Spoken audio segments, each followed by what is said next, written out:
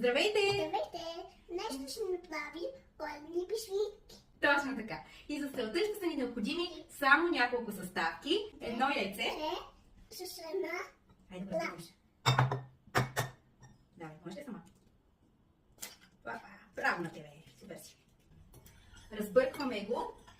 Второто нещо, което ще ни трябва е половин банан, който си го намачкваме с вилица. Добавяме го към яйцето и към тях добавяме една супена лъжица кокосово масло. Ще са ни необходими 100 клаши грам брашно. брашно.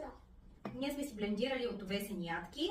Една купена лъжичка в Брашно от Трошков. Добавяме си малко канела и една ванилия. След което добавяме брашната към яйцата. И разбъркваме, докато стане на тесто. Ако тестото ви е прекалено лепкаво, добавете още малко овесени ядки. Разточваме с точилката и си